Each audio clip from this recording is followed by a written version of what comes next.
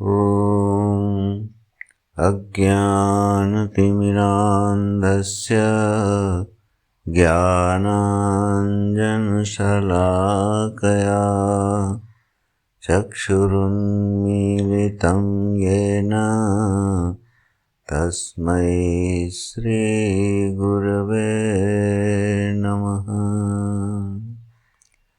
ॐ भद्रं कर्णेभिः शृणुयाम देवाः, भद्रं पश्येमाक्षभिर्यजत्राः, स्थिरैरङ्गैस्तुष्टुवांसस्तनूभिः व्यशेम देवहितं यदायुः। स्वस्ति नः इन्द्रो वृद्धश्रवाः, स्वस्ति नः पूषा विश्ववेदाः, स्वस्ति नस्तार्क्ष्यो अरिष्टनेमिः, स्वस्ति नो बृहस्पतिर्दधातु। ॐ शान्तिः शान्तिः शान्तिः। सातवें मंत्र का पाठ करते हैं। नान्तः प्रज्ञं न बहिष्प्रज्ञं,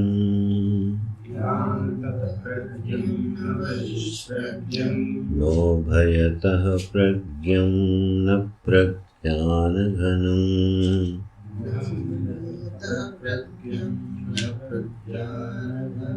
न प्रज्ञं नाप्रज्ञं अदृष्टं अव्यवहार्यं अग्राह्यं अलक्षणं अचिन्त्यं अव्यपदेश्यं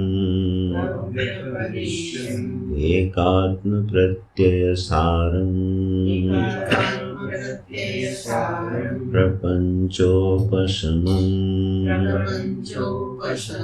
शान्तं शिवं अद्वैतं चतुर्थं मन्यन्ते स आत्मा स विज्ञेयः।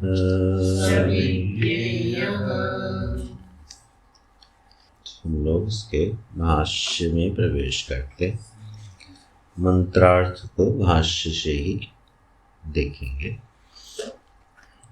इस मंत्र का अर्थ करने से पूर्व भाष्यकार थोड़ा एक भूमिका भाष्य लिखते हैं, जिससे कि यह मंत्र उस भूमिका के परिप्रेक्ष्य में और अधिक स्पष्ट हो जाए। इस विवक्षा से यह भूमिका भाष्य लिखते हैं।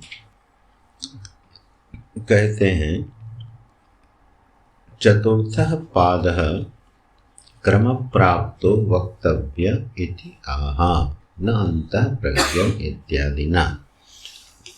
यह जो श्रुति है न अंतः प्रज्ञम् न बहिष्प्रज्ञम्, यह जो श्रुति है इसके मंत्र, इस मंत्र के पदों के द्वारा जो विषय प्रारंभ कर रहे हैं, तो क्योंकि चतुर्था पादः क्रम प्राप्त, यह पूर्व में कहा गया था कि स आत्मा स्वयं आत्मा चतुष्पाद, वह यह आत्मा जो है चार पादों वाला है। तो फिर वह चार पाद क्या हैं? तो प्रथम पाद का विवरण कर दिया, जागृत स्थान या वैश्वानरः प्रथम पाद करके, फिर द्वितीय पाद का स्वप्न स्थान और तृतीय पाद का सुषुप्त स्थान, ऐसे करके उस तीन पादों का विस्तार से विवरण कर दिया। माने अवस्था जो त्रय है, इस अवस्था त्रय को तीन भागों में विभक्त करके वह आत्मा के चार पाद हैं, ऐसा बोलते हुए तीन पादों का विवरण कर दिया गया।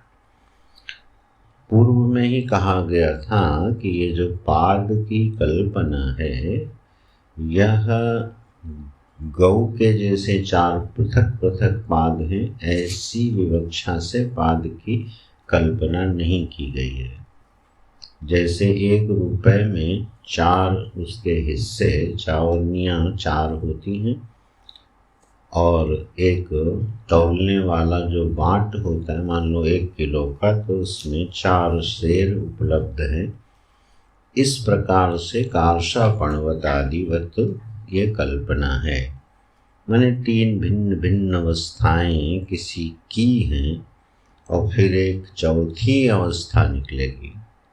बोले ऐसा क्यों किया गया था, उसका कारण इस श्रुति में आके स्पष्ट होता है। क्यों भाष्यकार ने ऐसा विवरण किया, क्योंकि श्रुति ने तो कहा नहीं कि पाद की कल्पना करो, उसने तो सीधा बोला स्वयं आत्मा चतुष्पाद। ये तो भगवान भाष्यकार ने कहा कि ये पाद इव पाद मानना चाहिए। क्यों मानना चाहिए? अगर नहीं मानते तो अब इस श्रुति का अर्थ नहीं मिलता, क्योंकि 6 मंत्रों में 3 पादों का वर्णन कर दिया गया। अब बोले चौथा बताओ, तो बोले चौथा कोई पाद नहीं होता। तो बोले क्रम प्राप्त बताना चाहिए, तो यहीं से भाष्य प्रारंभ करते हैं। चतुर्था पाद क्रम प्राप्तो वक्तव्य, क्योंकि चतुर्थ पाद क्रम से प्राप्त है, तो अब आप बताइए चौथा पाद जिसको तुरीय कहते हैं, तो अब उसका वर्णन कीजिए। तो अब क्योंकि वो कोई चौथा पाद है ही नहीं, वो तो केवल कल्पना करनी, वो भी कल्पना किसमें की गई? 3 पादों की कल्पना करके चौथे के रूप में तुरीय तत्व का अधिगम कराया गया है। तो उसका पाद के रूप में कोई अधिगम होता ही नहीं, क्योंकि वो परिच्छिन्न वस्तु तो है नहीं। इसलिए वो आक्षेप जैसा उठाते हुए कहते हैं, चलो भाई अब बताओ चौथा पाद। तब बोले देखो ना अंतः प्रज्ञम इत्यादि से उस चौथे पाद का वर्णन किया जा रहा है। वहाँ सबका निषेध कर दिया गया है। अब उसी की भूमिका बनाते हैं। कहते हैं सर्व शब्द प्रवृत्ति निमित्त शून्यत्वात्, जो सर्व शब्द जितने भी शब्द हैं उनकी प्रवृत्ति का जो निमित्त है वो शून्यत्वात्, वहाँ उपलब्ध ही नहीं है। इसलिए तस्य शब्द अनभिधेयत्वम इति, ये हो गई प्रतिज्ञा। शब्द अनभिधेयत्वम इति, यह जो शब्द है यह अनभिधेयत्वम इति, माने इसका कोई विषय नहीं है। जो शब्द बोला गया उस शब्द के विषय के रूप में कोई वस्तु उपलब्ध नहीं होती है। ये हो गई प्रतिज्ञा। इसी प्रतिज्ञा की अभी हेतु आदि से सिद्धि करेंगे, जो कि शास्त्र की शैली है। तो ये प्रतिज्ञा वाक्य हो गया कि देखो भाई, जो शब्द होता है उस शब्द का कोई ना कोई अर्थ होता है, और उस अर्थ के रूप में जो वस्तु उपलब्ध होती है वही उसका ज्ञान कराती है। जैसे हमने बोला अश्व, तो अश्व शब्द क्या हुआ? बोले इससे घोड़े नाम के पदार्थ का बोध हो गया। तो शब्द की प्रवृत्ति क्या है? बोले शब्द की जितने भी प्रकार के शब्द हैं, वो आगे बताएंगे, जितने भी प्रकार के शब्द हैं और उनकी जितने भी प्रकार की प्रवृत्तियां होती हैं, जिन निमित्तों से उससे जिस वस्तु की उपलब्धि होती है, ऐसा ब्रह्म, तुरीय आदि जो शब्द हैं ये ऐसी किसी भी वस्तु का अधिगम कराने में समर्थ नहीं है। माने जैसे अश्व बोलने से घोड़े का बोध हो जाता है, कमल बोलने से कमल पुष्प का बोध हो जाता है, ऐसे ब्रह्म बोलने से ब्रह्म वस्तु का बोध नहीं होता है। ये है प्रतिज्ञा। माने ब्रह्म शब्द का अर्थ कोई ब्रह्म वस्तु उस शब्द के अर्थ के रूप में उपलब्ध नहीं हो सकती है। यह प्रतिज्ञा करिए। अब इसी प्रतिज्ञा को अपने हेतुओं से सिद्ध करके दिखाएंगे भाष्यकार।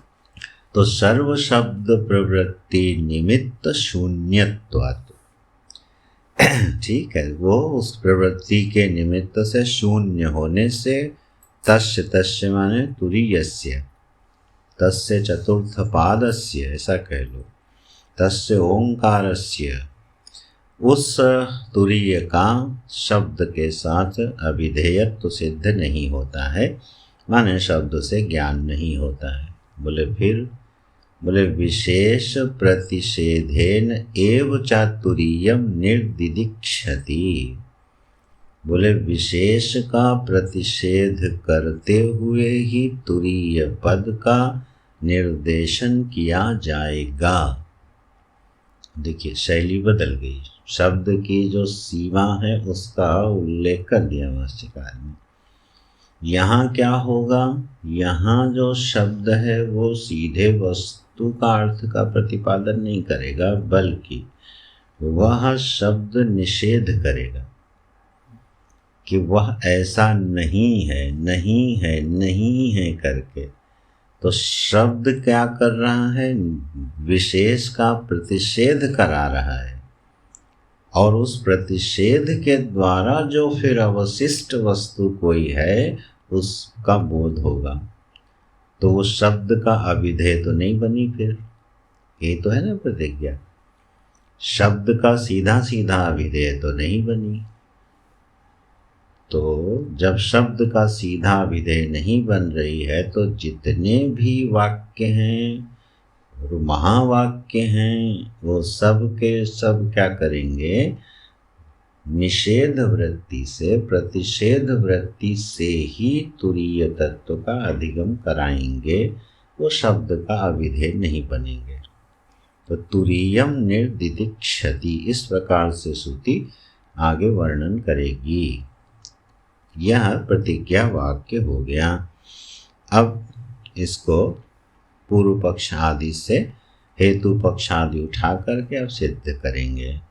क्या कहते हैं, शून्यमेव तर्हि, तब पूर्व पक्ष खड़ा हो गया, बोले तब तो शून्यमेव, वो शून्य ही हो गया। जिस वस्तु का कोई नाम ही न दिया जा सके, और ये भी नहीं, ये भी नहीं, ये भी नहीं, तो फिर कुछ नहीं। सीधी सी प्रवृत्ति तो यही बनेगी ना, जब आपने शब्द से बोध होने वाली सारी वस्तुओं का निषेध कर दिया तो बचा क्या, और अगर कुछ बचा तो वो शब्द से निर्दिष्ट हो जाना चाहिए। तो ऐसा लग रहा है जैसे शून्य की प्राप्ति हो जाएगी जब आप सर्व का निषेध ही कर दोगे, तो शून्यता की प्राप्ति हो जाएगी, तो निरर्थक ही हो जाएगा आपके वाक्य और महावाक्य शब्द। तो बोले शून्यमेव तर्हि, बोले तत् न, ऐसा नहीं है। क्यों ऐसा नहीं है, क्योंकि मिथ्या विकल्पस्य निर्निमित्तत्व अनुपपत्तेः। जो मिथ्या विकल्प होते हैं, क्योंकि वो निर्निमित्तक नहीं होते हैं, निर्निमित्तत्व अनुपपत्तेः। जो भी मिथ्या विकल्प हैं, मिथ्या पदार्थ हैं, उनके अधिष्ठान में कोई वस्तु अवश्य होती है। जो हम लोग कल चर्चा कर रहे थे कि जो भी भ्रम होगा उस भ्रम का कोई न कोई अधिष्ठान जरूर होना चाहिए। तो कहना क्या चाहते हैं, सिद्ध क्या करेंगे कि शब्द से अभिधेय के रूप में जिस किसी भी वस्तु का बोध होगा, पहली बात तो वो मिथ्या होगी, वो विकल्प मिथ्या होगा। अब वो जो मिथ्या विकल्प या प्रतीति या भ्रम है, वह क्योंकि निर्निमित्तक नहीं होती है, इसलिए उस भ्रम के अधिष्ठान में किसी न किसी वस्तु को होना चाहिए। तो प्रकारांतर से क्या कहना चाहते हैं, शब्द से जिसका निर्वचन कर दिया जाए वो मिथ्या है। निशब्द जो है वही सत्य है, ठीक है ना। उसी के लिए अदृष्टम अव्यवहार्यम और दूसरी अन्य श्रुतियों में अशब्दम स्पर्शम रूपम अव्ययम, इस प्रकार के शब्द आते हैं बोध कराने के लिए। तो शब्द से जो कुछ भी जाना जाएगा वो सब का सब मिथ्या होगा। अब बताओ, ज्ञान का जो साधन है प्रमाण है, उस प्रमाण का ही निषेध किए दे रहे हैं। क्योंकि प्रमाण क्या है? ज्ञान के साधन में जो सबसे प्रबल साधन प्रमाण है वो तो शब्द ही होता है। दुनिया में भी जितना ज्ञान देख के नहीं होता, खा के नहीं होता, चख के नहीं होता, सूंघ के नहीं होता, सबसे ज़्यादा ज्ञान कैसे होता है? सुन के होता है। लौकिक जगत में भी, लौकिक व्यवहार में भी ज्ञान के विस्तार का सबसे प्रबल साधन है शब्द। जितना ज्ञान हमको सुन सुन के हुआ है उतना ज्ञान देख के, छू के, अन्य इंद्रियों से नहीं हुआ है। तो श्रवण जो है, शब्द जो है, वो तो बड़ा प्रबल साधन है ज्ञान का, लौकिक में भी और अलौकिक में भी। आप कहते हो कि ये आप्त वाक्य प्रमाण है, इसमें श्रुति प्रमाण है, आगम प्रमाण है, तो ये शब्दों से ही तो प्रमेय वस्तु का बोध कराएंगे। तो हाँ बोले, वो अभी सब स्पष्ट होगा। क्रम से अब चल रहे हैं भाष्यकार, तो हेतु दे दिया कि जितना भी देखो शब्द ज्ञान होगा वो तो एक मिथ्या होगा। और क्योंकि जिस वस्तु का बोध होना है वो मिथ्या नहीं है, वह वस्तु सत्य है, और सत्य वस्तु का शब्द से निर्वचन नहीं हो सकता, इसलिए वहाँ शब्द की गति नहीं है। लेकिन शब्द से जिसका बोध हो रहा है, बोले उसके अधिष्ठान में कुछ है, क्योंकि कोई भी प्रत्यय बिना अधिष्ठान के होता नहीं है। इसलिए बोले मिथ्या विकल्प से निर्निमित्तत्व अनुपपत्ते है। दृष्टांत क्या दे रहे हैं? वही प्रसिद्ध दृष्टांत, न ही रजत सर्प पुरुष मृग तृष्णिकादि विकल्पाः, इनका अधिष्ठान क्या है? क्रम से ही अधिष्ठान का नाम ले रहे हैं। शुक्तिका, रज्जु, स्थाणु, ऊषर आदि व्यतिरेकेण अवस्तु आस्पदाः शक्याः कल्पयितुम् इति न ऊपर से आएगा। ही माने यस्मात्, ही शब्द जो होता है वो अव्यय है, और कहीं पर अव्यय जब निरर्थक होता है तो उसकी संज्ञा पड़ती निपात, है ना। जिस अव्यय का वाक्य में कोई अर्थ ना हो रहा हो तो निपात कहते हैं, उससे छंद की पूर्ति की जाती है, और अगर अर्थ है तो उसका फिर अर्थ होता है। जैसे इतिहास, इतिहास शब्द की जब उत्पत्ति हुई तो इति ह और आस, तो वहाँ आस माने हुआ था, इति माने इसी प्रकार से, ह शब्द का क्या अर्थ? बोले निश्चय पूर्वक। निश्चय पूर्वक ऐसा ही हुआ था, तो शब्द का अर्थ बन गया। शब्द क्या बन गया? इतिहास। तो उसमें एक अव्यय पड़ा है लेकिन उसका अर्थ है, यहाँ पर जो अव्यय पड़ा ही इसका अर्थ है यस्मात्, क्योंकि न कल्पयितुं शक्याः अवस्तु आस्पदाः, क्योंकि ये कल्पना संभव नहीं है। क्या कल्पना संभव नहीं है? बोले सुक्तिका में रजत का भ्रम होता है, रज्जु में सर्प का भ्रम होता है, स्थाणु में पुरुष का भ्रम होता है, और ऊषर में मृग तृष्णिका का। तो ऊषर माने फिर रेगिस्तान ही ले लो। वैसे ऊषर माने होता है बंजर भूमि को ऊषर कहते हैं, सपाट भूमि। तो जहाँ पर भी भूमि में जल का बोध हो रहा हो, और ये बड़ा बड़ा विचित्र भ्रम है ये वाला। जिन्होंने राजस्थान आदि में देखा होगा, देखा है, जैसे सड़क पे भी दिखता है, गाड़ी में ब्रेक लग जाता है, कई बार तो इतना जल दिखता है कि ब्रेक लगाना पड़ता है और पता चला अरे यहाँ तो जल ही थी।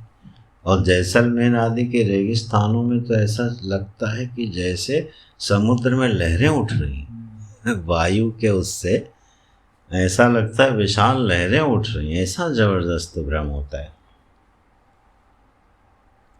असल में प्रत्यक्ष ज्ञान तो भ्रम ही लगता है। कोई भी प्रत्यक्ष ज्ञान आज तक ऐसा है ही नहीं जो बात ना हुआ हो, तुरंत ही बात हो जाता है विचार करते। प्रत्यक्ष प्रमाण तो बड़ा ही कमज़ोर है भाई, पता नहीं क्या का क्या दिखाता रहता है। अस्तु, तो यहाँ ये जो भ्रम हैं आदि व्यतिरेकेण अवस्तु आस्पदाः न शक्याः कल्पयितुम्, ये बिना अपने आस्पद के होते नहीं हैं ये क्या अवस्तु। कौन? ये सारे प्रत्यय क्या हैं? अवस्तु हैं। कहते हैं इस वाक्य से भगवान भाष्यकार जो है खंडन कर रहे हैं बौद्धों का। अब ये सब दार्शनिक मीमांसा है, बौद्धों का खंडन कर रहे हैं शून्यवाद का, और उससे संबंधित चारों इसी में समेट लेते हैं। अति संक्षेप में बोले तो बौद्ध दर्शन में जो मुख्य विभाग हैं उसमें एक आलय विज्ञान है, एक प्रवृत्ति विज्ञान है। बस प्रवृत्ति जो ज्ञान है वो आलय विज्ञान के आस्पद रहता है, आलय विज्ञान प्रवृत्ति विज्ञान के आस्पद रहता है। दोनों एक दूसरे के आस्पद बने, मूल में कुछ नहीं है, ये उनका मूल में कहना है। अच्छा, तो निरास्पद नहीं होता है भ्रम, और जो अवस्तु होती है वह भी, अवस्तु माने यहाँ है अविद्यमान होते हुए जो प्रतीत हो, ये अर्थ हमेशा लेके चलना है। प्रतीति का निषेध नहीं करना है। एवं तरही, इतना बोल दिए। अब कहते एवं तरही, इस प्रकार से होने पर फिर क्या होगा? ये पूर्व पक्ष है। एवं तरही प्राणादि सर्व विकल्पास्पदत्वात् तुरीयस्य शब्दवाच्यत्वम् इति। अब ध्यान दीजिएगा, कहाँ से वो कह रहा है कि ये शब्दवाच्य बनाइए। बोले अगर आप ऐसा भी मानते हो तो एक बात तो तय हो गई ना कि ये जो प्राणादि सर्व विकल्पों का आस्पद है इसी का नाम तुरी है, तो ये शब्दवाच्यत्व हो गया कि नहीं? इस शब्द से आपने बोध करा दिया। क्या बोले? ये जितने विकल्प हैं इनका जो अधिष्ठान है वही ब्रह्म है, तो ये शब्दवाच्य नहीं हो गया। तो फिर आप क्यों प्रतिषेध के पीछे पड़े? ऐसे बोध कराओ ना, जगत का जो आश्रय है ऐसे बोध कराओ, इसमें क्या दिक्कत आ रही है? और ये शब्दवाच्य है, यहाँ कौन सा निषेध हुआ बताओ? बोले जो जगत का अधिष्ठान है वो ब्रह्म है, जो जगत का आश्रय है वो ब्रह्म है, सीधा सीधा तो शब्दवाच्यत्व हो रहा है। अब क्यों मना कर रहे हो? बहुत बढ़िया पूर्व पक्ष उठाया। ऐसे ही पढ़ाते ही, जो जगत का अधिष्ठान है, जो जगत का कारण है, यही तो पढ़ाते हैं। लेकिन देखो वह बोध की शैली ही नहीं, उससे यथार्थ बोध होगा ही नहीं। जहाँ आपने कहा जो जगत का कारण है, तत्क्षण वो इदम और परोक्ष हुआ। और इसीलिए हमेशा ब्रह्म क्या रहता है? दूर की वस्तु बनी रहती है। परोक्षता का फिर उसमें अपनयन नहीं होता। तो बहुत ही सुंदर पूर्व पक्ष उठाया है कि बोले चलो आपकी बात सही, हमें इस बात में कोई झंझट नहीं। आप जगत को मिथ्या मान रहे हो कि सत्य मान रहे हो? हम कह रहे हैं जगत का आधार तो माना ना आपने, भ्रम का आधार तो माना है। तो बोले जो भ्रम का आधार है शब्दवाच्यत्वम् इति, तो फिर ना प्रतिषेधैहि प्रत्यायत्वम्, बोले फिर प्रतिषेध के द्वारा आपको इसको प्रत्यायित नहीं करना चाहिए। प्रत्यायित शब्द जो होता है ना, उस प्रत्यायित शब्द का मतलब होता है बोध कराना, समझ, सामने वाले की बुद्धि में सिद्धांत की स्थापना करा देना, उसको बोलते हैं प्रत्यायित कर देना, अपने विषय को प्रत्यायित कर देना। ऐसे देखो शब्दाती मन कहाँ कहाँ चला जाता है।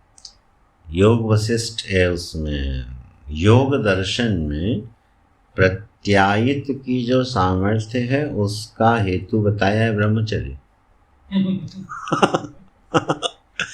बोले जिनका कायिक वाचिक मानसिक ब्रह्मचर्या सिद्ध है, उन्हीं के अंदर अपने सिद्धांत को प्रत्यायित करने की सामर्थ्य होती है। जो विभूतिपाद है उसमें महर्षि पतंजलि ने ये सूत्र दिया, देखना उठ कि प्रत्यायित कौन करता है। बोले निर्बल व्यक्ति हो, जिसकी चर्या ब्रह्मचर्या ना हो, तो फिर अपनी बात को समझा भी नहीं पाता है, तो वो उन्होंने सिद्धि बना दिया उसको।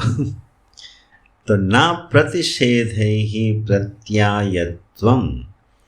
बोले फिर आप क्यों प्रतिषेध के द्वारा पीछे पड़े हैं प्रत्यायित करने के लिए? अरे सीधा सीधा कहो ना, उदक आधार आदेहे इव घट आदेहे।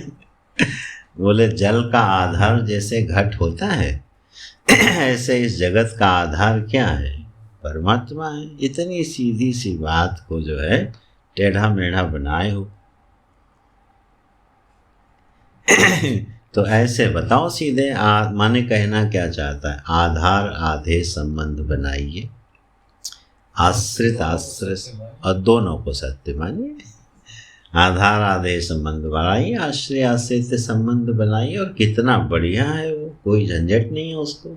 बुद्धि कितनी आसानी से मान लेती है। ठीक है, अपनी अल्पज्ञता की तुलना करते हुए ईश्वर को सर्वज्ञ मानना कितना आसान है।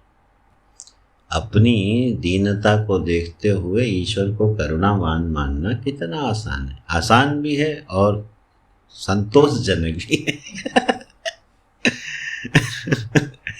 जो जीव है, जीवाभास है, या यूँ कोई जीवत्व तो जिनका प्रखर है, प्रबल है, तो वो सारे गुण जो उसमें अल्प मात्रा में है, उसके महान मात्रा को किसी भी अपरोक्ष नहीं, अप्रत्यक्ष परोक्ष वस्तु में रख के उसकी उपासना करने में बड़ा सुकून का अनुभव करता है। क्योंकि वहाँ बुद्धि को हिलाना डुलाना नहीं है ना, नष्ट नहीं करना, कुछ विचार नहीं करना है। तो बोले इतनी सी बात है, उदक आधार आदेहे इव घटा दे। तो फिर इसमें आपको क्या परेशानी है? अब उत्तर देते हैं। बोले ना, ध्यान से सुनो भाई, क्यों? बोले प्राण आदि विकल्प से असत्वात् शुक्तिका आदिशु इव रजत आदेहे। बोले हम कैसे समझाएंगे? सुनो, प्राण आदि जो विकल्प है, प्राण आदि का अर्थ हो गया प्राज्ञ विश्व स्वप्न, ये तेजस, वो प्राण आदि से ले लेना है। तो प्राण आदि से जो तीनों अवस्था त्रय के अभिमानी और सारा जगत है, ये विकल्प से असत्वात्। बोले भाई ये अवस्तु है, ये असत है, ये प्रतीति मात्र है। तो बोले उससे क्या होगा? बोले शुक्तिका आदिशु इव रजत आदेहे। जैसे शुक्तिका में रजत आदि कल्पित होते हैं, ऐसे ही ब्रह्म में, उस तुरी में सब कल्पित हैं। तो बोले होने दो ना, वो थोड़ी कह रहे हैं, बोध तो हो गया ना। बोले नहीं, अब यहाँ एक प्रक्रिया बताते, सुंदर प्रक्रिया बताते हैं, शब्द की सीमाएं क्या होती हैं।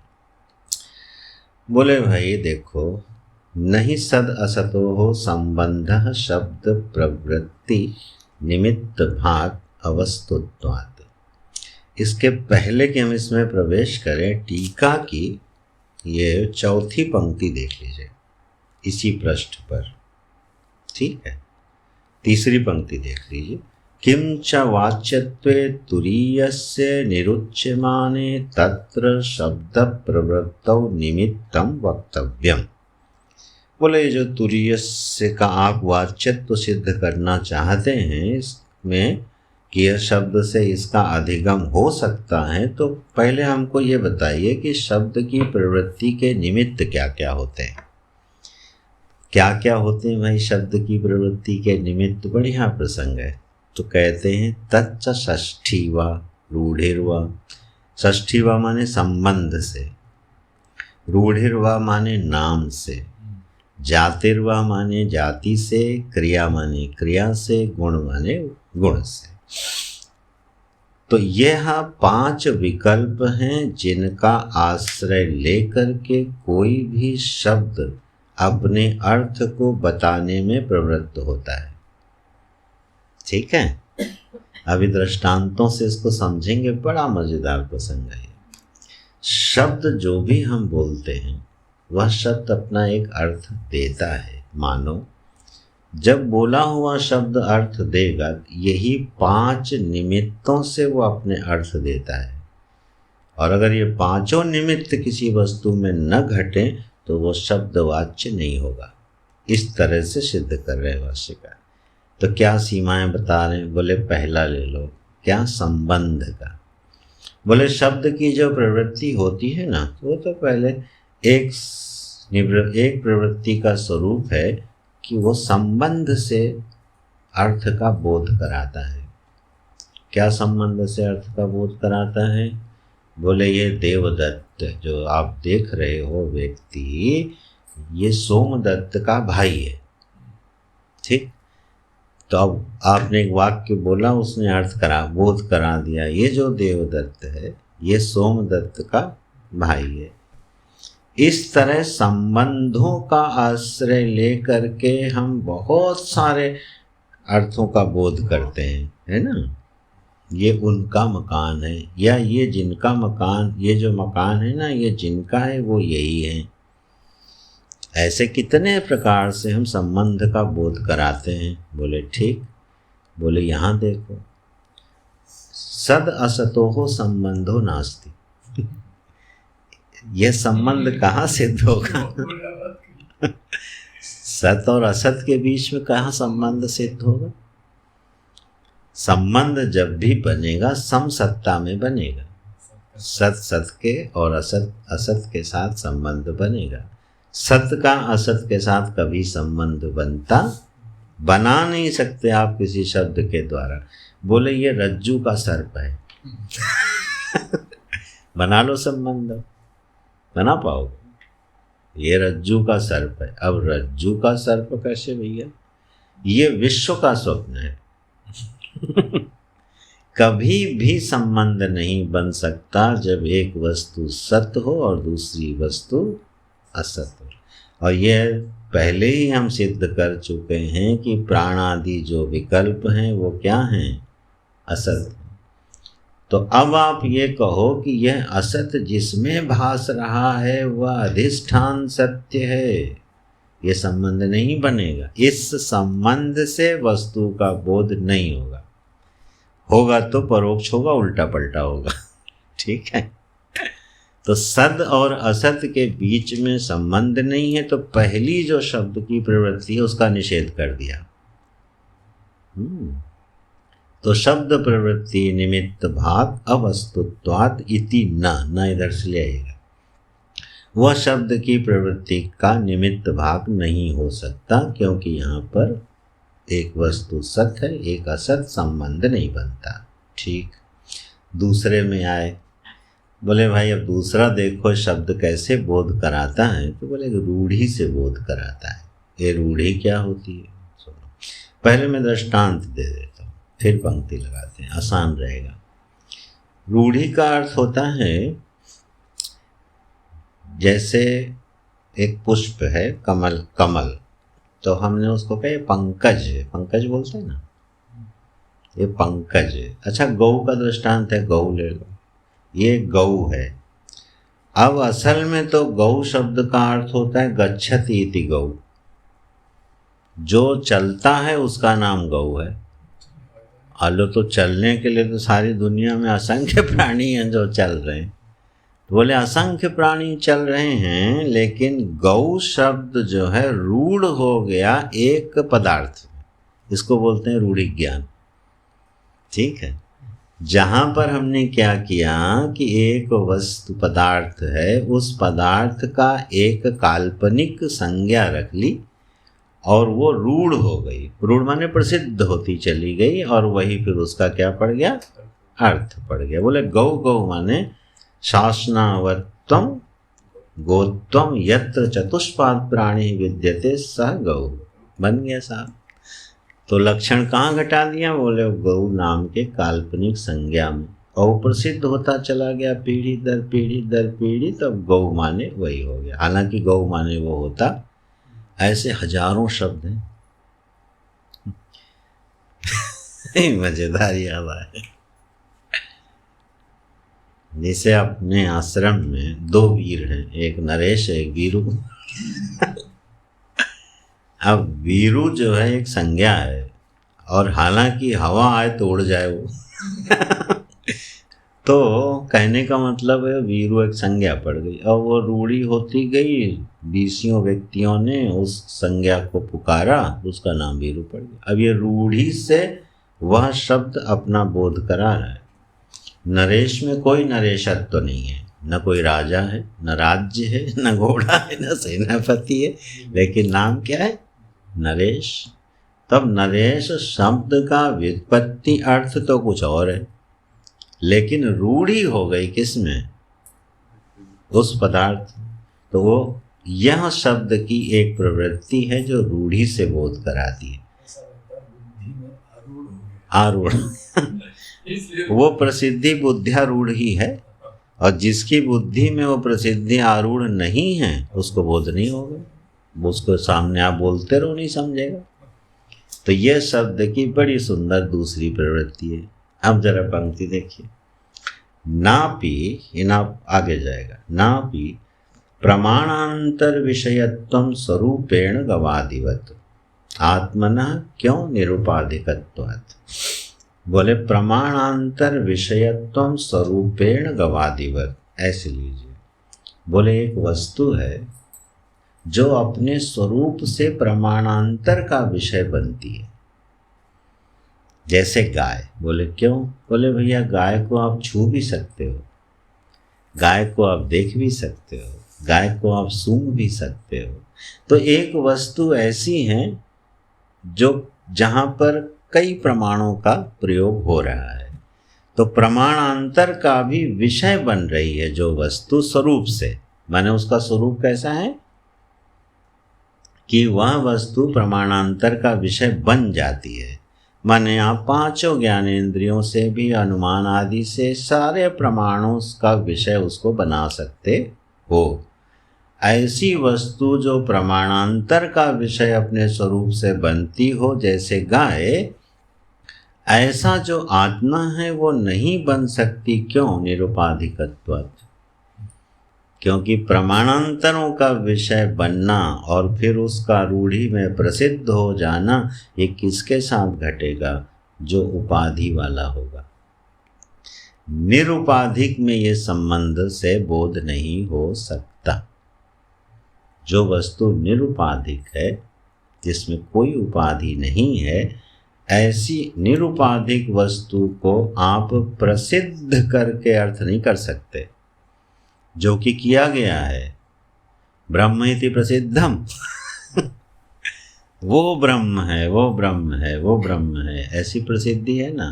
आम आदमी भी बोलता है हाँ ये ब्रह्म है, अब रूढ़ी में चला गया वो, तो वो गलत है, क्योंकि वह शब्द कोई बोध नहीं करा रहा, किसी वस्तु का बोध नहीं करा रहा। ब्रह्म आत्म वस्तु निरुपाधिक है।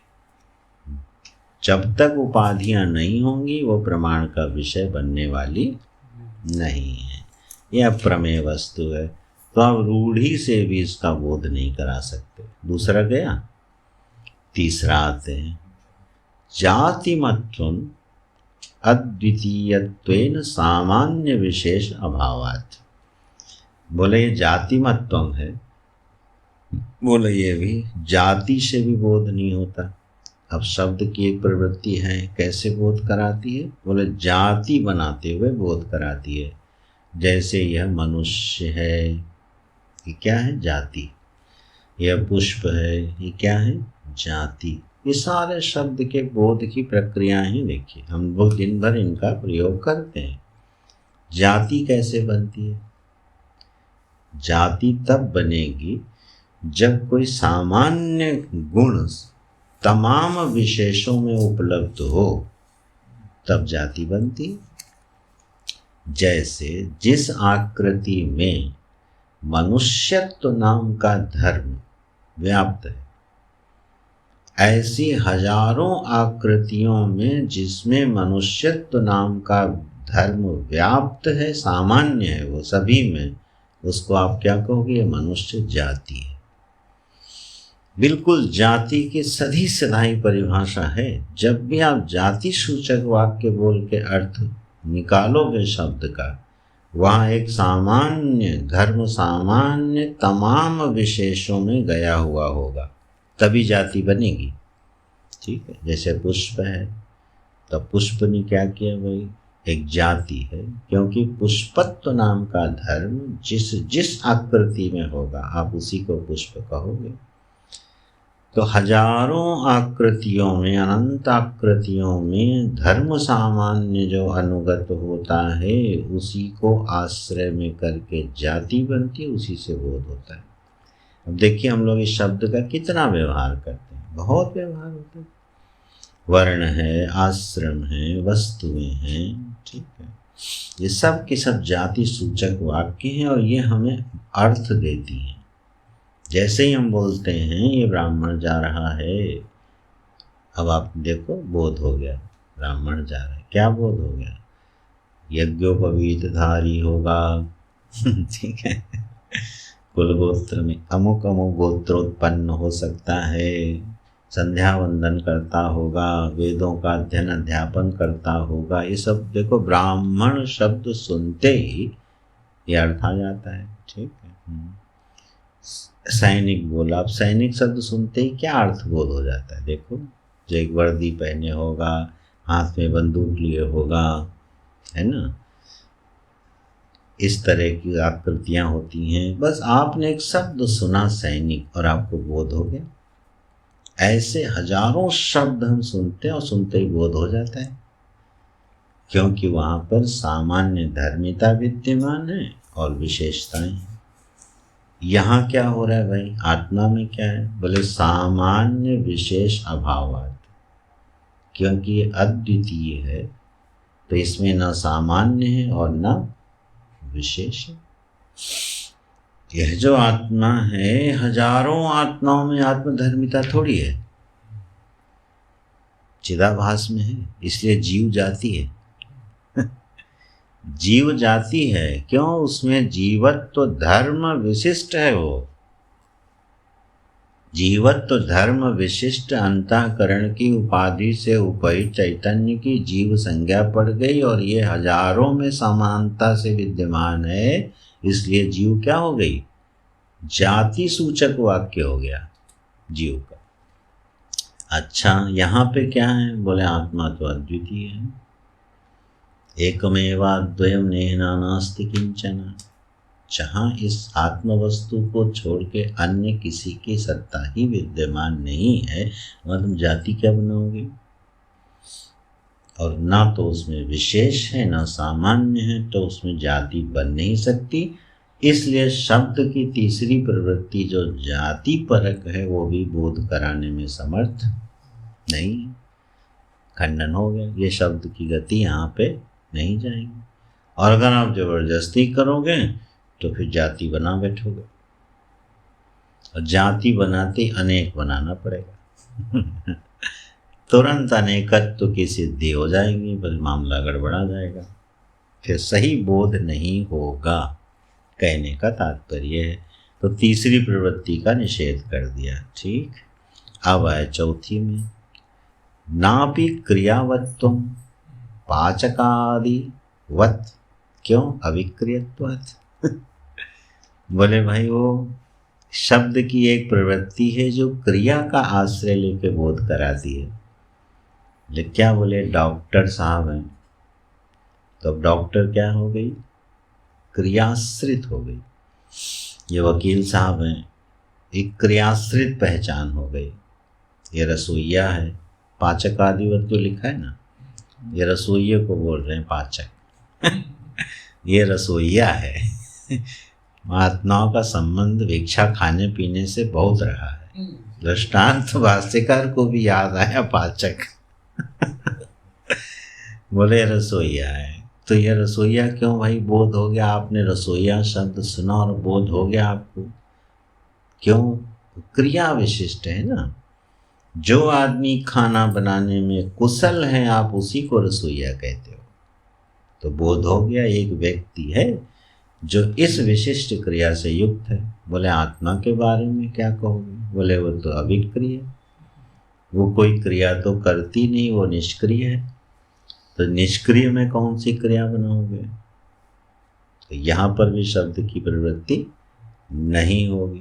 देखो लगे हाथ एक बात कह दें, ईश्वर में ये सब घटेगा, इसलिए ईश्वर जो है वो उसमें शब्द वाच्यत्वम है। ईश्वर में हर चीज घटेगी। ईश्वर संबंधी भी है कि नहीं है? जीव का अभिन्न सखा है पक्का है। इसलिए ईश्वर को समझने में कभी झंझट नहीं होती। आपने शब्द बोला, संबंध लिया, वो मेरे ईश्वर, त्वमेव माता च पिता त्वमेव बंधुश्च सखा त्वमेव, ये क्या है? संबंध है कि नहीं? सारे संबंधों का आपने एक जगह आरोप कर दिया, उसका नाम ईश्वर रख दिया। बड़े आराम से बोध हो गया एक ईश्वर है। लेकिन ध्यान दीजिएगा, वह ईश्वर कभी आत्म रूप से जाना जाएगा? ऐसा ईश्वर कभी आत्म रूप से जाना नहीं जाएगा। ठीक है, तो उसमें देखो संबंध भी घट गया। रूढ़ी तो घटी हुई है, ईश्वर तो बहुत ही प्रसिद्ध है ईश्वर शब्द सुनते ही सभी के मन में कोई ना कोई एक काल्पनिक स्वरूप उपस्थित हो जाता है, ये रहा हमारा ईश्वर। तो कितना रूढ़ है, कितना प्रसिद्ध।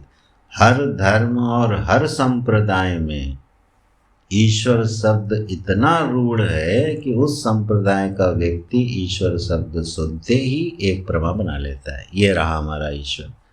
तो रूढ़ी से बोध हो गया देखो। और जाति से बोध होगा इसका। ईश्वर में जाति नहीं बन सकती, क्योंकि ईश्वर में जाति तब बनेगी जब आप अनेक ईश्वर मानोगे। एक ईश्वर बाद में जाति नहीं बनेगी। ठीक है, चलो इससे तो मुक्त हुआ कम से कम जाति हो गई। अब रहे साहब, योग में अनेक है ना, अनेक है। जहाँ ईश्वर में है, ईश्वर को जीव विशेष कहा है, बिल्कुल हाँ। अपरामृष्ट, क्या? क्लेश कर्म विपाक आशय अपरामृष्ट। और उसको फिर कहा गुरु, सपूर्वेशाम अपि गुरु। ऐसे बोध कराएं ईश्वर का, जाति बना दी। तो जहाँ ईश्वर में अनेकता होगी, अब जैसे मुसलमान कहेंगे अल्लाह है, क्रिश्चियन कहेंगे यीशु हैं, तो अब अनेक ईश्वर हो गए ना, तो बन जाएंगी जाति। अच्छा साहब, खैर, तो ये हो गया जाति से। अब क्रिया और गुण, इन दोनों से ईश्वर बड़े अच्छे से पहचाना जाता है। बोले क्रिया क्या है? अरे बोले पूरी सृष्टि बनाता है बैठ के न केवल सृष्टि बनाता है, हर जीव का ध्यान रखता है, सबको उसके कर्म का फल देता है? कितना क्रियावान है वो। साधारण क्रिया करता है ईश्वर नारायण। वो जो कर सकता है वो तो कल्पना में भी नहीं आता, बेचारा करते ही रहता है सृष्टि बनाता रहता है, बिगाड़ता रहता है, बनाता रहता है, बिगाड़ता रहता है, क्रीड़ा करता रहता है, खेलता रहता है। नारायण नारायण नारायण। इतनी सारी क्रियाओं का आरोप कहाँ जा रहा है ईश्वर में? तो देखो कितना आसान है ये समझना। ईश्वर सर्वज्ञ है, ये सृष्टि बनाता है, संहार करता है, पालन करता है, जीवों का ख्याल रखता है। ये क्रिया से पहचान लिया। और गुण से, अरे बोले सर्वज्ञ है, दयालु है, बड़ा कृपाशील है, कोमल है, भक्तों के पराधीन है ईश्वर शब्द में सारे के सारे शब्द लक्षण घटेंगे। तो इससे निश्चित हो गया यहाँ ईश्वर का बोध कराना प्रयोजन नहीं है। बिल्कुल ईश्वर और जीव का जो अधिष्ठान ब्रह्म निर्विशेष निराकार निरुपाधिक निर्विशेष सर्वतंत्र स्वतंत्र, बस इस तरह की जो एक वस्तु है उसका अधिगम कराया जा रहा है, जिसको शब्द से नहीं बताया जा सकता। तो क्रियावत्तम पांच आदि का पाचक आदिवत अविक्रियत्वात्, और पांचवा है नापि गुणवत्तम नीलादिवत निर्गुणत्वात्, क्योंकि इसमें कोई गुण ही नहीं है। जब निर्गुण है तो नीला लाल पीला आदि जो गुण है इससे भी इसका निर्देश कतई निर्देश नहीं हो सकता, तो इसलिए यह शब्द वाच्य नहीं है। कितनी खूबसूरती से पूर्व पक्ष उठा के, नहीं तो अगर आप सोचो ये विकल्प दिया जाता कि भाई जो ब्रह्म ही सृष्टि है लेकिन उसके अधिष्ठान को तो सत्य मानो, आप खुद ही कह रहे हो, तो शब्दवाच्यत्म हो गया, निषेध हो नहीं पाता। प्रक्रिया क्या सुंदर ली, शब्द की सीमा बता दी। इसको बोलते हैं उलट के बोलना। बोले तुम ही अच्छा बताओ, तुम्हारे शब्द किसकी किसकी पहचान करा सकता है। बोले इतने की कराता है, बोले इतने में एक भी नहीं है। इसलिए वो शब्द से उसका निर्वचन किया नहीं जा सकता है। अतः न अभिधानेन निर्देशम अर्हति, कर दिया ना उपनय, देखो।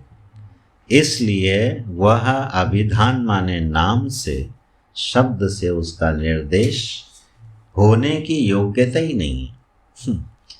उस ब्रह्म वस्तु में यह योग्यता ही नहीं है कि तुम उसको नाम से बताओ, क्योंकि न उसमें संबंध है, न रूढ़ी है, न जाति है, न क्रिया है और न गुण है।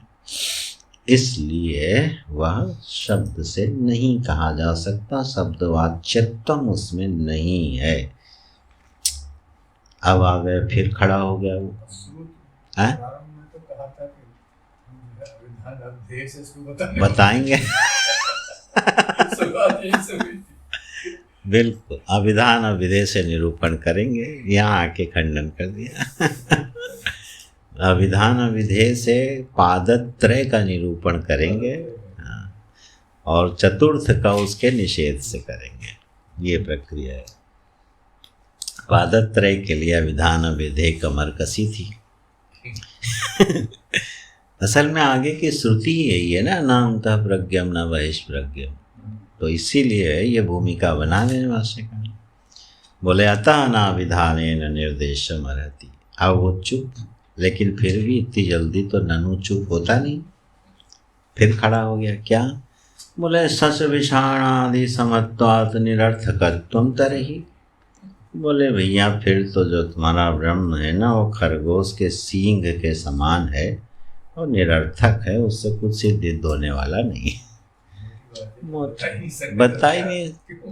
बता भी नहीं सकते, और जो चीज़ें आम आदमी को चाहिए वो एको तुम ला नहीं रहे हो, न जाति न गुण न क्रिया न, तो फिर हम करेंगे क्या उस ब्रह्म? ऐसे ब्रह्म का हम करेंगे क्या? करना रखो अपने पास। तो इस भाव से बोला, अरे ये तो तुम वो चर्चा कर रहे हो, खरगोश के सींग का विवरण किए चले जा रहे हो, मिलना कुछ नहीं है। तो शश विषाण आदि समत्वात् निरर्थकत्वम तरहि न। देखो भाष्यकार नस पकड़ के बोलते हैं। बोले भाई तुम निरर्थकता बता रहे हो, सुनो। आत्मत्व अवगमे तुरीयस्य अनात्म तृष्णा व्यावृत्ति हेतुत्वात्। बोले भैया आत्मत्व तुरीयस्य आत्मत्व अवगमे, ये वाक्य है। तुरीयस्य आत्मत्व अवगमे, जो यह तुरीय है, यह जो ब्रह्म वस्तु है जिसका शब्द से निर्वचन नहीं किया जा सकता, जब इसकी पहचान अपनी स्वरूप के रूप में होती है, आत्म रूप से होती है, तो उससे होता क्या है? अरे बोले अनात्म तृष्णा व्यावृत्ति हेतुत्वात्। सारी अनात्म वस्तुओं के प्रति तृष्णा खत्म हो जाती है। तुम उसको निरर्थक बता रहे हो, प्रयोजन बता दिया, क्योंकि प्रयोजनम अनुद्दिश्य मंदो बिना प्रवर्तते। बोले प्रयोजन छोटा मोटा प्रयोजन थोड़ी सिद्ध होता है, ये कोई खरगोश के सींग की चर्चा थोड़ी है, ये गप्प मारने का वो थोड़ी है विषय। जैसे चारवाकों ने आके बोला वेदांतियों को कि ये वेदांत क्या है, बोले वेदांत ऐसा ही है कि कोई विलासी भोगी राजा खा पी के मस्त मोटा होके दरबार में बैठा है ना, तुम तो ब्रह्म हो। वहाँ चारण भाट आते हैं, बोलते हैं अरे राजन तुम तो ब्रह्म हो। बोले वेदांत यही है। चारण भाट लोग जो हैं ये ब्रह्म हो तत्त्वमसि, तुम साधारण व्यक्ति नहीं हो। अरे उनकी तो छोड़ो, हमारे दयानंद स्वामी जी ने, आर्य समाज के प्रवर्तक जो, उन्होंने क्या कहा, जब ईशावास्य की श्रुति बीच में टपक गई, 39वें अध्याय कर्म कांड के, वो टपक गई ईशावास्य बीच में, तब बोले यज्ञ के अवशिष्ट काल में मनोरंजन चलता हो, ये पुरोहित आदि यजमान थक जाते हैं तो इनका उत्साह बढ़ाया जाता है। अरे तुम वही देव हो जिसकी तुम आराधना कर रहे हो। उससे उनका उत्साह बढ़ जाता है। ये अर्थ कर रहे हैं मतलब आर्य समाज के दयानंद स्वामी जी। इसको बोलते हैं विप्रलिप्सा। जो अर्थ हमने मान लिया उसी को हर जगह सटाने की कोशिश करना।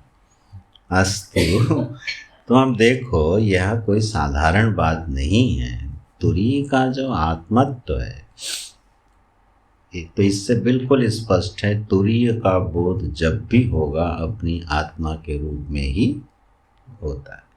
अन्य के रूप में कभी तुरीय का अधिगम नहीं हो सकता। मैं के रूप में ही इसका अधिगम होता है। बड़ी मज़ेदार विद्या है ये। अंदर उलटते उलटते उलटते उलटते अहम के भी पार चली जाती, चिदाभास को भी चीर जाती है, ऐसा कह लो।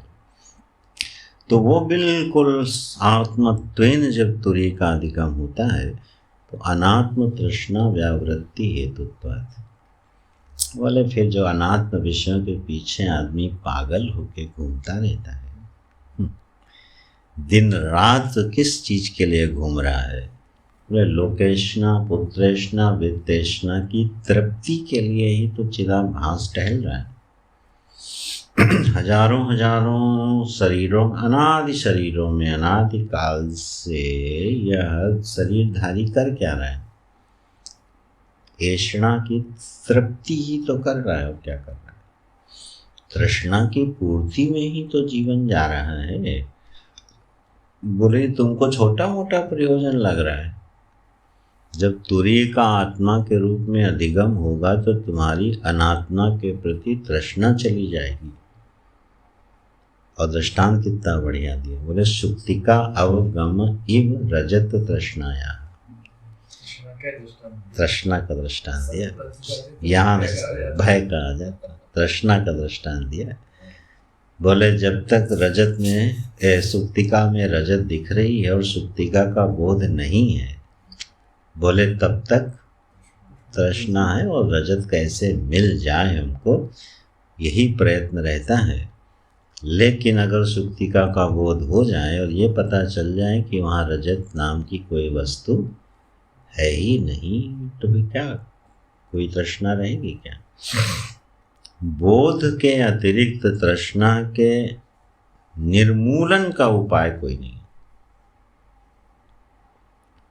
बाकी सारी विधाएं शास्त्र की तृष्णा में रूपांतरण कराती हैं, निकृष्ट और उत्कृष्ट विभाग करके केवल रूपांतरण कराती हैं। ये निकृष्ट तृष्णा छोड़ो, उत्कृष्ट तृष्णा को धारण करो। ठीक है, अधर्म का जीवन छोड़ो, धर्म को धारण करो। ठीक है, इस तरह से महाराज जी इसकी बड़ी सुंदर व्याख्या कर रहे थे। बोले जो कर्म है, फिर उपासना है और फिर योग है। तो ये जो धर्मशास्त्र है ये तुम्हारे कर्मों में रूपांतरण कराता है, उपासना शास्त्र तुम्हारी वृत्तियों में रूपांतरण कराता है, और योग शास्त्र जब बुद्धि थक जाती है तो समाधि में ले जाते हैं। सुंदर उसको सजा दिया उन्होंने, बोले यही सारी तृष्णाएं हैं, तृष्णाओं के यही रूप होते हैं। आप उसको उत्कृष्ट नाम दे के उसमें महत्व बुद्धि मत बढ़ाओ। बिल्कुल वेदांत के विचार करना हो तो बहुत हिम्मत से करना चाहिए, बहुत हिम्मत से करना चाहिए, और बिना लाग लपेट के सत्य को स्वीकार कर लेना चाहिए। जितनी भी दिव्यताएं हैं, उपासना जन्य दिव्यताएं हैं, बस वो तृष्णा का सुंदर चेहरा है, बस ये कह लो। एक कुरूप चेहरा, एक सुंदर चेहरा है वो तृष्णा है। एक लोहे का पिंजरा है, एक सोने का पिंजरा है दोनों पिंजरा। तो अधिगम जब होगा किसका, बोले ऐसी तुरी में खास बात क्या है कि तृष्णा समाप्त हो जाएगी। अरे बोले सीधी सी बात है यार, तृष्णा होती है आनंद पाने के लिए, तुरी है आनंद स्वरूप।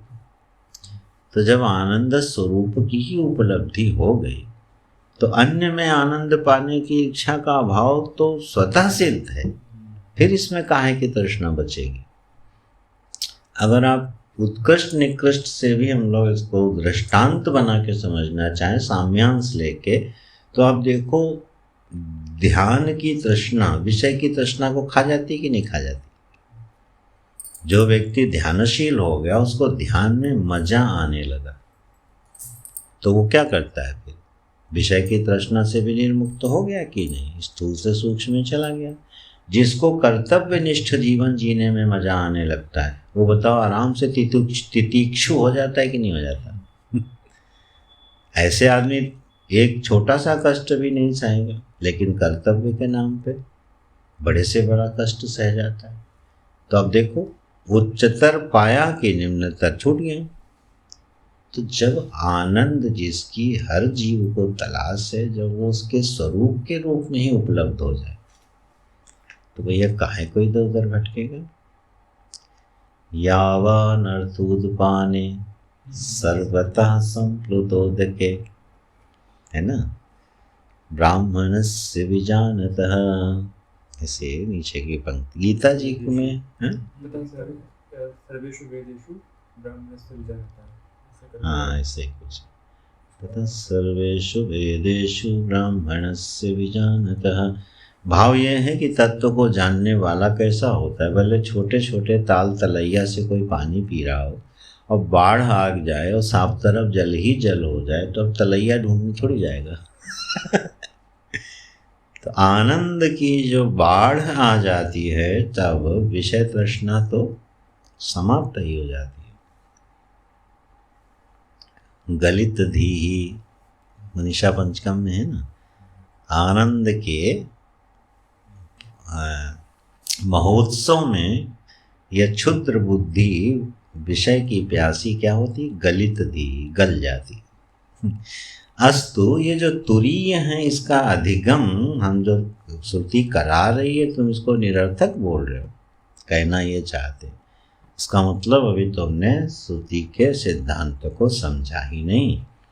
तो शुक्ति का अवगम इति एव रजत तृष्णायाः निवृत्त हो जाती है। नहीं तुरीयस्य आत्मत्व अवगमे सति अविद्या तृष्णादि दोषाणाम संभवो अस्ति। ना ऊपर से आएगा ही यस्मात्, क्योंकि न संभवो अस्ति, यह संभव ही नहीं है। क्या, तुरीयस्य आत्मा अवगमे सति, तुरीय का आत्मा के रूप में ज्ञान हो जाए और फिर अविद्या भी बनी रहे, तृष्णा आदि दोष भी बने रहें, संभवः नास्ति। ये दोनों साथ साथ नहीं रह सकते। सूरज और अंधेरा जैसे साथ नहीं रहते हैं, उसी प्रकार से ज्ञान और अज्ञान कभी साथ नहीं रहते हैं, आनंद और दुख कभी साथ में नहीं रहते हैं। इनको कोई अर्थवाद वाक्य मत समझ लेना कि कोई बड़ी बस एक आइडियोलॉजी की बात की जा रही है। ये आइडियोलॉजी नहीं है, ये सर्वोत्तम जीवन का सत्य ही है। इससे बड़ा कोई सत्य मनुष्य के जीवन में हो नहीं सकता। अविद्या तृष्णा से जितने दोष उत्पन्न होते हैं, जितने क्लेश उत्पन्न होते हैं, अविद्या, अस्मिता, राग, द्वेष, अभिनिवेश, ये सब क्लेश हैं, यही दोष है ना। तृष्णादि दोष लिखे हैं अविद्या आदि। ये तृष्णा में चिंता, बेचैनी, आसक्ति, पीड़ा, अतृप्ति, ये सब दोष हैं तृष्णा के। इन दोषों की जो उपस्थिति चित्त में होती है, उसका मूल हेतु ये है कि तुरीय का आत्मा के रूप में अधिगम नहीं हुआ है, तो उसके अधिगम का प्रयास करना चाहिए। बस ये है। तो यह है प्रयोजन। न चतुरीयस्य आत्मत्व अनवगमे कारणम अस्ति। बोले तुरीय का आत्मा के रूप में बोध ना होने का कोई कारण तो दिखाई नहीं देता। क्या बढ़िया बात से लिखते हैं। बोले तुरीय का आत्मा के रूप में तुमको बोध ना हो, इसमें कोई कारण है क्या? बोले न कारणम अस्ति। अरे कोई, हमको तो कोई कारण ही नहीं दिखता कि तुम तुरी को अपनी आत्मा के रूप में न पहचान पाओ। ये कोई बड़ा भारी काम है क्या? या कोई ऐसा कारण है जिसके कारण ये मान बैठो ये कभी होगा ही नहीं? तो उसका बोध ना हो, इसमें तो भाष्यकार को आश्चर्य लग रहा है कि इसमें कोई कारण ही नहीं दिखता कि तुम अपनी तुरी को आत्मा के रूप में न पहचान पाओ। बड़ा आश्चर्य लग रहा, तुम कह रहे हो कि ये इतने तर्क खड़े कर रहे हो। हमारे गुरु भाई से जब बहुत दुर्लभता का गान हो गया, आत्मा की ब्रह्मता बड़ी दुर्लभ है, बोले यार भाड़ में जाए, हमको ऐसी दुर्लभ चीज़ नहीं चाहिए।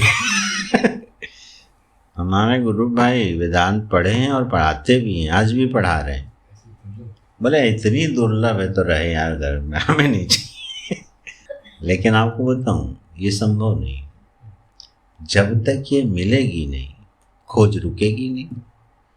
ये हमारे आपके किसी जीव के बस में नहीं है कि वह इस तत्व की खोज बंद कर दे। ये नैसर्गिक खोज है। मम वर्तमानु वर्तन्ते मनुष्याः पार्थ सर्वशः।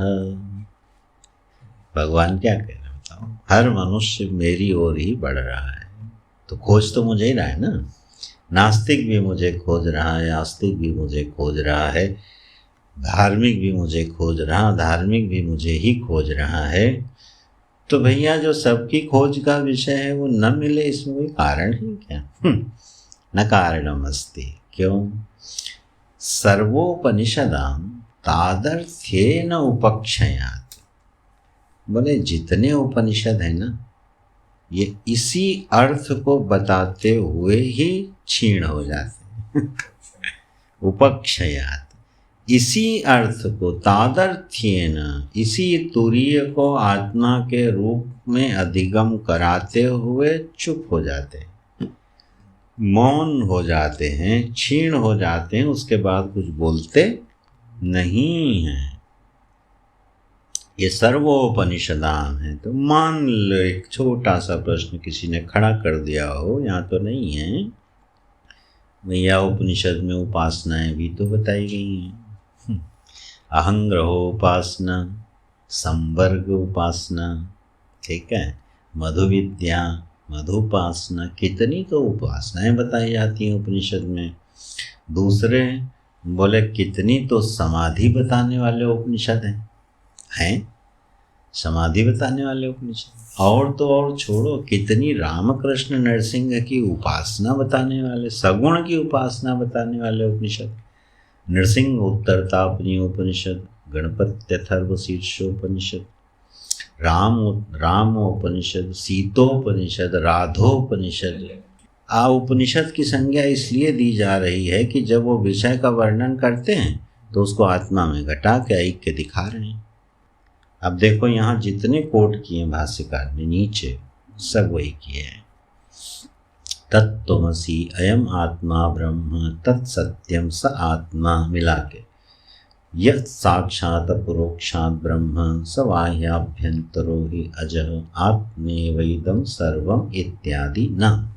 तो सर्वोपनिषदाम तादर्थीन उपक्षया, जितने उपनिषद हैं तो बोला इतने सारे विषय उपनिषद में आते हैं, उपासनाएं हैं सगुण की निर्गुण की। जाबालिको उपनिषद में जितना बढ़िया समाधि का वर्णन है उतना अष्टांग योग में नहीं है। प्राणायाम की उसमें ऐसी विशिष्ट विधि का वर्णन है, अति सुंदर विशिष्ट विधि का वर्णन है। जाबालिको उपनिषद जो है वो बिल्कुल अष्टांग योग की बल्कि उसकी अंश में से ऐसा लगता है महर्षि पतंजलि ने सूत्र बना लिए हैं इतना बढ़िया उपनिषद है, वो समाधि को समर्पित है। लेकिन अंत में जब वो उपसंहार करता है तो बस वही सबका निषेध करके आत्मा की ब्रह्मता का प्रतिपादन कर देता है। बोले ये सब बताया जा रहा है, बोले भैया इन सब का संबंध अंततो गत्वा कहाँ समर्पित है? तुरीय के अधिगम में। इसलिए चाहे जितने प्रकारांतर से उपनिषद वर्णन कर रहे हों, सबका पर्यवसान कहाँ होगा? आत्मा की बोध में, आत्मा की ब्रह्मता के बोध में। इसको ध्यान में रख के भाष्यकार कह रहे हैं सारे उपनिषद इसी अर्थ को बताने में क्षीण हो जाते हैं। इसलिए जब भी उपनिषद पढ़े जाएं तो विवक्षित अर्थ को ध्यान में रख के पढ़े जाएं। भले उसमें अवान्तर विषय आए लेकिन उनका भी पर्यवसान कहाँ होगा? मुख्य विषय में होगा। बाकी सब प्रक्रियाएं हैं, प्रक्रियाओं में उलझना नहीं, प्रक्रियाओं में बहुत उलझना नहीं, उसके अर्थ को समझ करके आगे निकल जाना है। जैसे वो बोलते हैं ना, इसका बड़ा अच्छा ब्रह्मसूत्र में वर्णन है।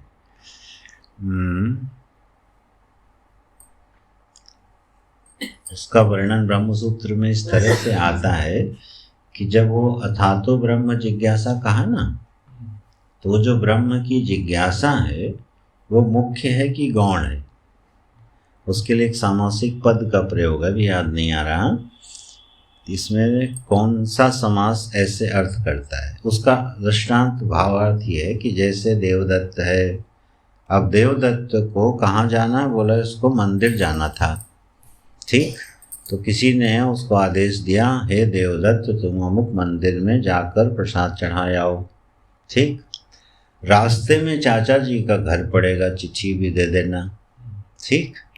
फिर जब खेत पड़ेंगे तो वहाँ देख लेना कि कैसी फसल है, और आगे गौशाला पे भी नज़र डालते हुए निकल जाना और मंदिर में प्रसाद चढ़ा आना। अब देवदत्त ने क्या किया कि वो चाचा के घर में ही 10 दिन पड़ा रहा। क्यों? वाक्य में कहा गया था ना, चाचा के घर चले जाना, गौशाला देख लेना। वो ये भूल ही गया कि हमारा मुख्य काम क्या है? मंदिर में प्रसाद चढ़ाना। तो बोले जब उपनिषद बताते ना, ये उपासना कर लो, वो उपासना भी कर लो, ऐसे भी देख लो, तो वो बता रहे हैं कि ये सब करके आत्मा की ब्रह्मता को समझ लो। तो मुख्य अर्थ क्या है? आत्मा की ब्रह्म। तो जो ब्रह्म जिज्ञासा में सामासिक पद है ना, ब्रह्मणा जिज्ञासा, अभी वो शब्द नहीं उठ रहा, वो भाष्य में है, पूरा विवरण है। बोले ब्रह्म की जिज्ञासा कैसी है? मुख्य है कि गौणी है? तो मुख्य जिज्ञासा का समास है वहाँ पे, गौड़ी जिज्ञासा का समास वहाँ पर नहीं है, ये एक बात की गई है। तो तद्वत अगर उपनिषदें ये सब बताती भी हैं तो वो छोड़ देना चाहिए। देखो, जो मंद या कच्चा जिज्ञासु हो, या यूँ कह लो जिसको भी उतना तीव्रता से वो चीज़ को चाहत नहीं है, बुद्धि थोड़ी अल्प है, मंद है, तो जैसे ही वर्णन आता है, ठीक है, उसकी बुद्धि उलझ जाती है। और इसका प्रमाण एक बड़ा मज़ेदार है, कई संतों के जीवन में घटा। योग सूत्र पढ़े कि चित्त की वृत्ति का निरोध उसका लक्ष्य है, और विभूति पाद में इतने संलग्न हुए कि कोई ये सिद्धि करने में लग गया, कोई वो सिद्धि करने में। चलो सूर्य पे संयम करो, ये उपलब्ध होगा। चंद्र पे संयम करो। भैया शुरू किस लिए किए थे? शुरू किए थे चित्तवृत्ति का निरोध में, और फंस कहाँ गए? विभूति में। अक्सर योग सूत्र के में यही होता है, लोग मुख्य अर्थ को छोड़ के, अच्छा इतनी बढ़िया बढ़िया सिद्धियां, चलो एक आध तो सिद्ध कर ही लो भाई, देख लो। यह हो सकता है, लेकिन कोई भी शास्त्र हो अपने मुख्य लक्ष्य को ही समर्पित होता है। इसी प्रकार से उपनिषद भी इन्हीं को समर्पित हैं। और देख लो, वाक्य लाइन लगा के वाक्य बोल देते हैं, हे श्वेत केतु तुम वही हो, अयम आत्मा, यह साक्षात अपरोक्ष अहम के रूप में अपने को उपलब्ध करने वाली ज्ञान वस्तु ब्रह्म, ये यही है, तुम ही हो। वही सत्य है और वही आत्मा है। जो साक्षात अपरोक्ष है वही ब्रह्म है। साक्षात अपरोक्ष अहम को छोड़ के कुछ नहीं होता। मैं को छोड़ के साक्षात अपरोक्ष कुछ नहीं होता। बाकी सब प्रत्यक्ष, अनुमान आदि प्रमाण से ही जाने जाते हैं, लेकिन जिससे सारे प्रमाणों की सिद्धि होती है, जिससे प्रमाता सिद्ध होता है। सारे प्रमाण प्रमाता से सिद्ध हैं, और प्रमाता जिससे सिद्ध है उसको बोलते हैं साक्षात अपरोक्ष। तो जो साक्षात अपरोक्ष है वही ब्रह्म है। सबाह्याभ्यंतरो ही अजः, जो बाहर भी है भीतर भी है, जिसमें बाहर भीतर का विभाग नहीं है, ऐसा अज वस्तु तुम हो। आत्मा एविदं सर्वम इत्यादि ना, आत्मा ही सर्व है। इतने सारे वाक्य उपनिषद के आत्मा की ब्रह्मता को बताने में समर्पित हो रहे हैं। इसलिए चले पंक्ति अर्थ कर ले।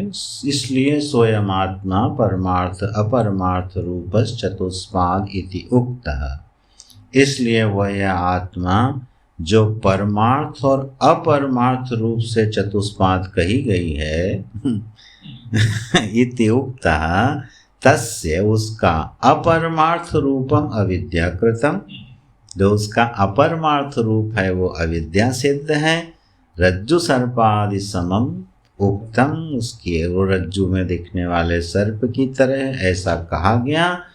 पादत्रय लक्षणम बीजांकुर स्थानीयम, बोले वही पादत्रय है, उसी में सारे लक्षण घटते हैं। और प्राज्ञ में जो बीजांकुर स्थानीय है, ऐसे वो तीनों पादत्रय स्वप्न सुसुप्ति जागृत अपरमार्थ रूप हैं। अथ इदानीम अबीजात्मकम परमार्थ स्वरूपम रज्जुस्थानीयम सर्पादिस्थानीयोक्तस्थानत्रय निराकरणेन आह। इसलिए अब जो अबीजात्मक ब्रह्म है, माने संबंध जाति गुण क्रिया से रहित निर्बीज जो ब्रह्म है, पारमार्थिक जिसका स्वरूप है, जो रज्जु स्थानीय अधिष्ठान है, जिसमें सर्पादि स्थानीय स्वरूप तीनों अवस्थाएं हैं, उनका निराकरण करते हुए श्रुति बोल उठती है, न अन्तः प्रज्ञम न बहिष्प्रज्ञम, नो भयतः प्रज्ञम न प्रज्ञान घनम न प्रज्ञम न प्रज्ञम, अदृष्टम अव्यवहार्यम अग्राह्यम अलक्षणम अचिन्त्यम अव्यपदेश्यम। यहाँ तक ये निराकरण हो गया। एक आत्म प्रत्यय सारम प्रपंचोपशमम शांतम शिवम अद्वैतम चतुर्थम मन्यन्ते स आत्मा स विज्ञेयः। इस अर्थ का प्रतिपादन करने के लिए श्रुति प्रवृत्त होती है। ऐसे चलिए हम लोग शेष विषय को कल देखेंगे। ओम पूर्णमदः पूर्णमिदं पूर्णात् पूर्णमुदच्यते पूर्णस्य पूर्णमादाय पूर्णमेवावशिष्यते। ओम शांति। शांति शांति। हरि ओम श्री गुरुभ्यो नमः। हरि ओम।